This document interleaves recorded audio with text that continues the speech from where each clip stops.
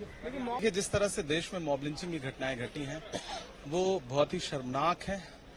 छत्तीसगढ़ में 3 मुस्लिम युवकों की मॉब लिंचिंग हुई जो सहारनपुर के रहने वाले थे। अलीगढ़ में एक लड़के की मॉब लिंचिंग हुई और बाद में उसी के खिलाफ मुकदमा भी कायम किया गया डकैती का।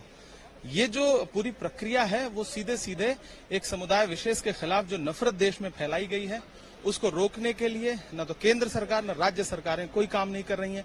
बुलडोजर जो कल्चर है वो लगातार मुसलमानों को कुचल रहा है, उनके घरों को तोड़ रहा है। ये बहुत ही शर्मनाक है और इसके खिलाफ हम लगातार आवाज उठाएंगे।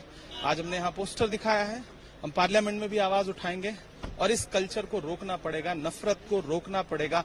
राहुल गांधी जी का जो संदेशा है नफरत छोड़ो भारत जोड़ो, तो भारत जोड़ने की प्रक्रिया देश की सरकार को भी शुरू करना पड़ेगा, प्रधानमंत्री जी को शुरू करना पड़ेगा। और मुझे उम्मीद है कि प्रधानमंत्री जब भाषण देंगे तो इस देश में अल्पसंख्यकों के ऊपर जो जुल्म हो रहा है, सिखों के खिलाफ, जैनों के खिलाफ, मुसलमानों के खिलाफ, ईसाइयों के खिलाफ, उस पर प्रधानमंत्री जी कोई न कोई बात जरूर बोलेंगे जो बुनियादी होगी। अगर ऐसा नहीं बोलते हैं तो ये माना जाएगा कि इसमें उनकी मौन सहमति है। लगता है कि जब देश के नेता प्रतिपक्ष बोल रहे हैं और उन्होंने वो बातें रखी हैं जो देश के आम जनमानस के मन में है, तो फिर उसे कार्रवाई से हटाने का क्या मतलब है? क्या देश के प्रधानमंत्री जो बोलते हैं उसको कभी कार्रवाई से हटाया जाता है? बहुत सारी ऐसी बातें दोनों सदनों में देश के प्रधानमंत्री ने बोली हैं जो समीचीन नहीं है, लेकिन वो कभी भी कार्रवाई से नहीं हटती हैं। तो आप स्पीकर महोदय को एक तरफा कार्रवाई नहीं करनी चाहिए। अगर करें तो सबके लिए कानून बराबर लागू करें या फिर किसी के लिए ना करें।